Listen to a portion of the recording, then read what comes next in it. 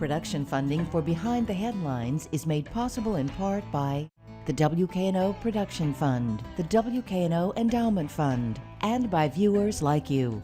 Thank you. The new president of Rhodes College, tonight on Behind the Headlines.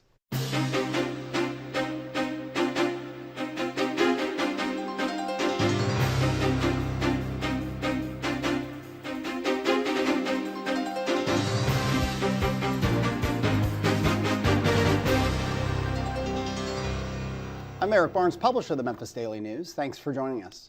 I am joined tonight by Dr. Marjorie Hass, the new president of Rhodes College. Thanks for being here. Oh, it's my pleasure. Thank you for having me. Along with Bill Dries, senior reporter with the Memphis Daily News. So we'll talk a bunch about your background, about your vision for Rhodes. You're one of the, we were talking about before, only the third president in the last 30-something years, yes. Also the first female president. But let's start with Rhodes, and for this show, why is Rhodes important to Memphis? What is Memphis, besides to the students itself, but besides behind the walls of Rhodes, we know why it's important to the students and faculty, but Rhodes as an institution in the city is important. Why? It's one of the most important questions you could ask, and was a significant question that I asked myself as I was thinking about whether Rhodes would be a place that I would want to come to and to lead. I think you can certainly start by thinking about the ways we have just been good friends and neighbors to the city. Our college is regularly named one of the most service-minded, if not the service-minded, colleges in the country. So our students, our faculty, our staff are out in the community, see themselves as members of the Memphis community. But we also make a significant economic impact on the city. And we've recently done some studies of this. I wanted to know firsthand what that impact looked like. I wanted to be able to set some benchmarks. And it's pretty surprising. We're a small college, 2,000 students, but we make an impact of over $315 million a year on the city of Memphis. And we do that through our spending that we do here, through the jobs that we create, but also because so many of our students stay in Memphis. 40% of our recent graduating classes have been making Memphis their homes. They're staying here after college, building families and careers. And they are, each class that does that, that's about $555 million into the local economy over time. And there are about how many kids, young people graduate from Rhodes every year? Approximately 500. Okay. And you talked about, it's a faculty member recently, a friend of mine said that was talking about you and how excited he was that you had come. And let's just say that's very good news. That's good news, yeah. That's good news. But he said, from his take, he's been there quite a while, he went back 3 presidents. So President Dodrell, who was before President Trout. Trout was the previous president for 17 years, and then Dodrell. And he said part of what Trout had done was, President Trout, is open the doors of Rhodes. Rhodes, for people who are older, and when I first moved to Memphis, Rhodes was known for being a bit of an island, for being kind of a city over there in Midtown. Kids didn't really come out, they didn't really interact, and that changed under President Trout. How important was that to you to know that you were going to a school, to a college that was engaged with its community? Because we talked before, the college I went to when I was there was a small liberal arts school up in Connecticut, was very much isolated at that time from its surrounding community. And I do think that isolation is the norm. It certainly has been the norm historically. Liberal arts colleges in particular were founded to be spaces of isolation. In their original model, they were founded usually by religious groups. They were, the goal was to create ultimately ministers in that tradition. And they had a kind of sense that the way you learned best was to be in a contemplative, away from the world model, almost like a cloister. That has significantly shifted nationally, obviously, in the ensuing several hundred years. And colleges, I think, across the country do see themselves now as part of their communities. But Rhodes is very unique in being immersed in such a vibrant metropolitan area. Many colleges still are in rural areas, small towns, suburban areas. And to me, this is one of Rhodes's significant strategic drivers, it is part of the success of Rhodes College is that we are part of a major American city. Yeah. So it's essential. Bill. Dr. Hass, at your installation ceremony, your speech talked a good bit about liberal arts in the country in general, and these are changing times for liberal arts colleges. And you said that there are some people who are really questioning the role of liberal arts colleges. Tell me what you mean by that. Well, you certainly hear a lot of this rhetoric, and you hear this on the political scene, and I have to say, occasionally hear it even from your colleagues in the news business. The sort of offhand comment about, well, philosophy majors can't find jobs, or the liberal arts being a sort of old-fashioned luxury, and that is just simply not true. And the data bears that out. You can certainly see that students who are graduating from liberal arts colleges are finding employment. When you talk to hiring managers and you say, what is it you look for in those young people right out of school, they will give you the list of liberal arts skills and commitments: critical thinking, a capacity for lifelong learning and ongoing learning and training, the ability to communicate, the ability to work in teams, the ability to work across difference, the ability to grapple with hard problems. That is the curriculum of the liberal arts institutions. Mm-hmm.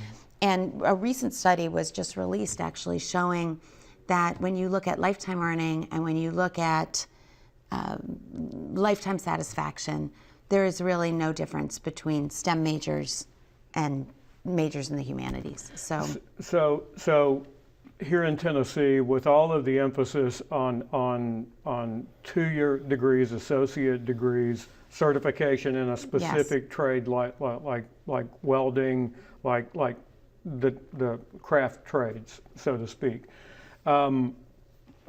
Where does a 4-year liberal arts college fit into that emphasis that we're seeing right now? Is there a pushback against that move to, okay, start earning your certification actually while you're in high school? These are very good questions, and there's a few different things that sort of are connected there that I would want to address. In the first place, I would only speak highly of people who want to and do earn a trade certificate. I think that's an important part of the fabric of our country. I think we want to make sure that people for whom that is their life path can earn a decent wage and an ongoing wage in those trades. So I'm a firm supporter of that. But I think we can all agree that we do not and cannot foresee an economy in which the trades are the only drivers. So when we are looking at the kinds of higher order complexities, the kinds of problems that we need to solve, the kinds of educated young people that businesses want to hire to be their future leaders, we are looking at students who have studied these kinds of things in college. So we don't see this as opposed, we see them as in partnership. Mm-hmm. We certainly want to provide access, and the state of Tennessee does a pretty good job of providing access. The Hope Scholarships really help close the gap for many students, many Rhodes students, and students across Memphis. So I don't see Tennessee as having stepped back from its commitment to 4-year education or even to graduate education. I see each of those pieces of the pie as having an important role. Is a student who gets 2 years under Tennessee Promise at a community college or a Tennessee College of Applied Technology, is that student, in your view and in your experience in higher education, likely to go for a 4-year degree? Well, this is an interesting question, and I think sometimes there is, particularly in some of the so-called college courses that are being offered in high schools, the dual credit, I think there is sometimes overpromising. It is not the case that many of those courses that you've, degrees and credits you've earned at a technical college or while in high school will actually prepare you to take the next level course at a college like Rhodes College. So I've seen this throughout my career that a student might have taken, say, pre-calculus or even calculus under that situation, but they're not truly prepared to succeed in the second level calculus at a college like Rhodes College. So when we work with students and they're bringing in transfer credits, we certainly are happy and willing to award the credits they've earned, but we really try to use advising to make sure that they understand that they need to take the courses that will best prepare them to complete their degree. Mm-hmm. And you've talked about the image of the liberal arts, and I know from being present when the new science building and facilities there were dedicated, that you talked a lot about crossing disciplinary lines, that students are doing that at your college and at other liberal arts colleges increasingly, that it's not about one narrow pursuit. No. You have students working collaboratively. It's really become the norm. Most of our students double major, or they have a major or minor, and increasingly those majors themselves are interdisciplinary. You may have heard me speak before about my sense that we need to prepare students to really be ready to grapple with the issues of the day. I referred in my inauguration speech to Joseph Ayoun's book, Robot Proof, and we need to be able to prepare students to be problem solvers at a very deep and sophisticated level. And the problems we face today, whether they are issues of climate change, whether they're issues of how our economy will thrive with the rise of artificial intelligence, any of those difficult problems, there's no single discipline that will have the answer to those. You need to be able to think very broadly. I sometimes say that what a liberal arts education provides you with is a set of tools, methodologies to find the truth. It doesn't provide you with an ideology or a simple answer. So many questions. What percentage of your students, give or take, go on to get graduate degrees? I don't know that I can quote you the exact number off the top of my head, but it's roughly, and some of them go immediately and some of them go over time. Yeah, sure, so I would say roughly about 40%. About 40%. It's sort of in that first wave, and then later on probably another 20 or 30%. Do you see that number going? I mean, I know people, it's probably because of my age and my kids' age who are in high school, one's a senior in high school, one's in college. And so people very much, the conversation that I hear, people more and more sort of anecdotally say, oh, you got to get a graduate degree. Mm-hmm. Do you see that, the number of kids getting graduate degrees coming out of Rhodes and in all colleges increasing?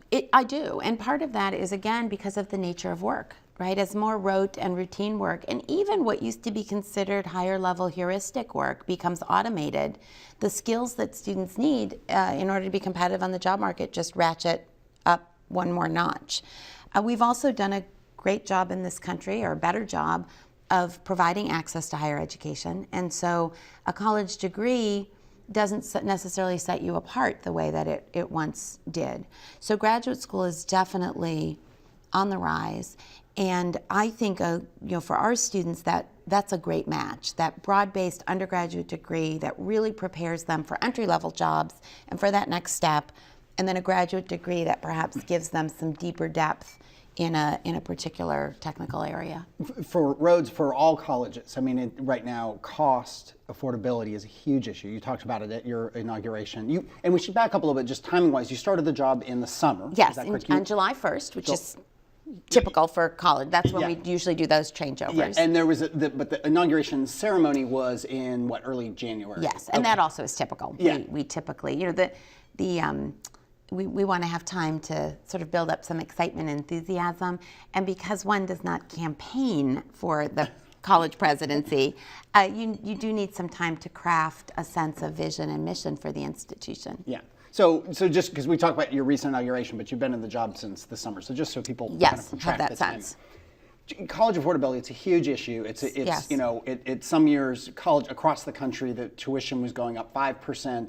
You've got state schools that are seeing less funding from their legislatures. They're charging more for out-of-states. And where Rhodes is, what is tuition, room, and board? If I looked at the Rhodes website, the sticker price, is what? The sticker price is going to be something close to $60,000. And obviously, there are very few families that can simply write a check for that. And so we do have some, and they are willing and able to afford that kind of education, that cost of education. But for students who can't, one of the largest chunks of the college presidency role is raising the money for scholarships to help close that gap. And the vast majority of our students receive some kind of financial aid. It's a combination of institutional aid, money that we provide. It's a combination of perhaps aid they bring with me if they're Pell Grant eligible, or the Hope Scholarship. And then some of our students do borrow. The students who borrow graduate with an average, at Rhodes, with an average of $25,000 worth of college loan debt, which is more than I would like to see, but it, to me, is a reasonable number, particularly given what we know data-wise about their potential earnings and the kinds of careers that they will have as a result of that education. And that you addressed it, but we'll follow up on debt. There's been a big spotlight on that over the last few years. The Obama administration put a lot of pressure on some colleges about the amount of debt that they were racking up. Yes. I think some of that was more about maybe online schools and schools that were almost mills of you almost using that student's ability to borrow to line their coffers. Yes, there are some very, very bad actors, and it's dangerous when we set policy based on a few bad actors. We should be able to find ways to deal with those. I just returned from Washington, D.C. last night, where I was meeting with the National Association of Independent Colleges and Universities. I'm on the board of that organization, and that's our major policy arm. And of course, affordability is the top issue on the minds of college presidents across the country and on our policy makers. As you no doubt know, the Congress is considering a rewriting of the Higher Education Authorization Act. And a big piece of what they're thinking about is certainly this question of affordability. So the House has put forward, I think their act is called the Prosper Act. There's some pieces in it that we were meeting with our legislators to talk about that we think will not be helpful, but we were pleased to see that there is a commitment to increasing Pell and to looking for ways, again, to make access to college possible. My dream for Rhodes is that talent is the only determiner of whether you get to come to Rhodes. We can't afford to meet the need of every talented student. We wish we could. Back to Bill, there's about 9 minutes left. Okay. You set some goals at the inauguration. The education department at Rhodes has been working for quite a while. The campus used to be known as a Peace Corps hotbed or hotbed. Now it's known for Teach for America. So tell us what your plans are in terms of turning out teachers from Rhodes. This really returns to the question we were asking earlier about our relationship with the city of Memphis. We are launching a new master's degree in urban education. We think that if we want to make a significant impact on the city, being able to produce teachers with a passion for teaching in our city schools and with the skills to not only teach but to lead eventually is one of the most significant things we can do. So this program will launch, we'll start small, but once we ramp up, our hope is to be producing 100 well-trained teachers a year and really to become a national model for how to do teacher certification and education in collaboration with the liberal arts. And you also have a new center that is the Lynn and Henry Turley Center. Yes. Tell me what that's about. The Lynn and Henry Turley Memphis Center is, I think, the culmination of a long dream, certainly for the college and also, I believe, for the Turleys. And it will become a focal point for our interaction with Memphis. So all of the many programs that we have now that help our students engage with the city and also that bring the city onto our campus, those will all be housed within the center, and it really will allow us to double our commitment to that. So stay tuned. It's going to be very, very exciting. We should say Henry Turley, who has been on the show, actually, the local developer downtown, involved with Memphis Magazine and so on. It is Henry and his wife Lynn. So back to you, Lynn. Sorry. So is that center, will, for instance, the Mike Curb program, will that be a part of that, come under that umbrella? Yes, that's ultimately our goal. It will take a little bit of time for us to organize. We need to hire some of the right folks in. So as you know, on a college campus, we do things collaboratively, not just by fiat of the president. So we are working very closely with the faculty involved in those programs to figure out the best structure. But yes, that will ultimately be how we administer these things. So much of the discussion about what is next for Memphis, when it gets down to specifics, talks about higher paying jobs, better jobs for Memphians. And a lot of times, higher pay is a relative thing in a city that has such a low median wage here in Memphis. What do you think is the best pursuit of those higher paying jobs, those better jobs that improve the quality of life for all Memphians? Well, I think, at Rhodes, we certainly want students to be successful in their careers, and we think that's very, very important.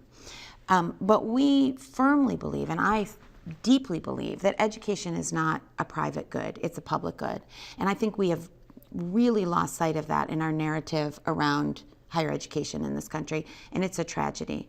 I tell our students that we want them to be successful, but that's not how we measure the success of a Rhodes education. It's not about what this education does for you as an individual, it's about what it allows you to do to heal the world. And so we need to make sure that our students are equipped on a wide range of ways, to translate that education into the common good. Yes, we certainly know that a college education sets you up for a life of greater wealth. We know that a Rhodes education in particular sets you up for that. Our graduates are among the highest paid wage earners in the state of Tennessee. But that is not the be-all and end-all. And while we're proud of that, what we're most proud about is what they use those skills for, as you say, to raise the boat for all Memphians, for all Tennesseans, and for all in the world. With just 4 or 5 minutes left, how do you interact with, it might be compete with or collaborate with the other higher ed institutions in town? U of M, CBU, Lemoyne-Owen. Yes. I'm forgetting, but just do you know all those presidents? Do you all go get coffee? I mean, do you fight over we weep into our handkerchiefs together. How does that all No, I think happen? there's some real room for growth in this area. Certainly, the relationships are very positive and supportive, and we really don't compete with each other. The beauty and genius of American higher education is the wide range of missions, as you were alluding to before. And so there is room for, every student in Memphis could find a home and a place in higher education within Memphis because of the diversity.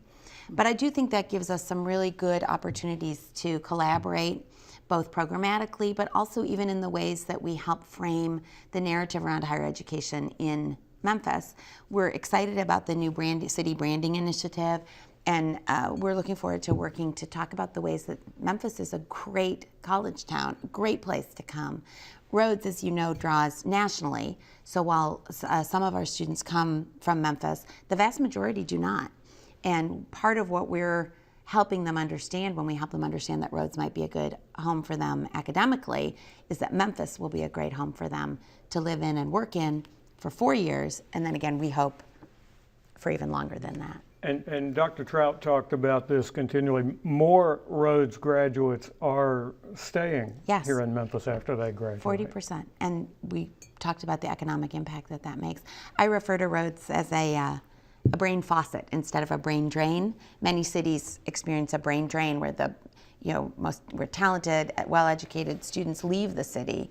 We like to see that what we're doing is bringing outsiders to Memphis, and then they help find a home here and become part of the fabric of the city. With just a couple minutes left, we mentioned earlier you're the only third president in the last 30-something years. Yes. First female president. Yes. How important is that?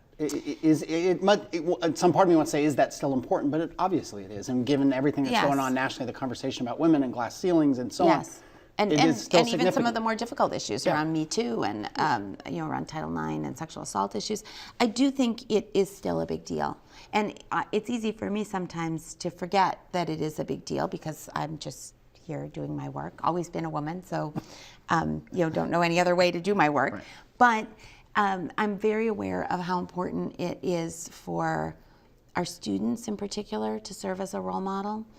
And I do think that I can bring and shed light on some of the ways that we do need to be more inclusive, not only for women, but on a whole host of vectors. So that focus on inclusion and on making sure that we build a community where every single person in it feels like they're at the center of the experience is very, very important to me. But just a bit more bio, we have a minute left here. You were where before Rhodes? Before I came to Rhodes, I was president of Austin College in Sherman, Texas, another very fine liberal arts college. Before that, I was provost at Muhlenberg College in Allentown, Pennsylvania, also a fine liberal arts college. And before that, I was a faculty member at Muhlenberg, spent my career as a faculty member there. And that was my first job, professor of philosophy at Muhlenberg College. And you've been in Memphis now 8-9 months. Yes. Separate from your experience of the school, what's been most surprising about being in Memphis? Well, it's been an incredibly welcoming city. People have been warm and welcoming. They have fed us, they have loved us, they've invited us into their homes, they've taken us to their favorite restaurant. We love the diversity in the city. We love that there is this deep, complex history to be mined and to be addressed. And we love that this is a place where every single member of Memphis can and should be committed to making a difference. Dr. Hass, thank you for being here. Thank you so much really for having me. It. Bill, I look forward to future conversations. Absolutely. Thank you. Absolutely. And thank you for joining us. Join us again next week. Good night.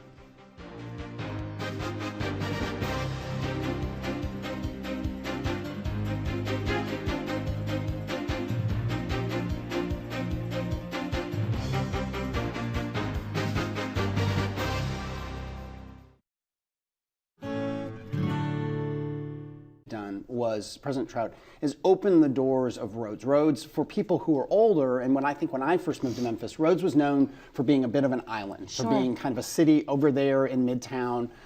Kids didn't really come out, they didn't really interact, and that changed under President Trout. Yes. How important was that to you to know that you were going to a school, to a college that was engaged with this community? Because we talked before, the college I went to when I was there was a small liberal arts school up in Connecticut, was very much isolated at that time, from its surrounding community.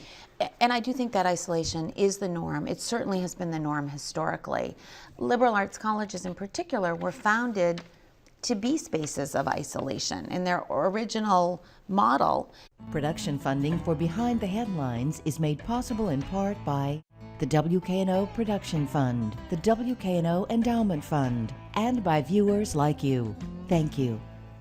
The new president of Rhodes College, tonight on Behind the Headlines.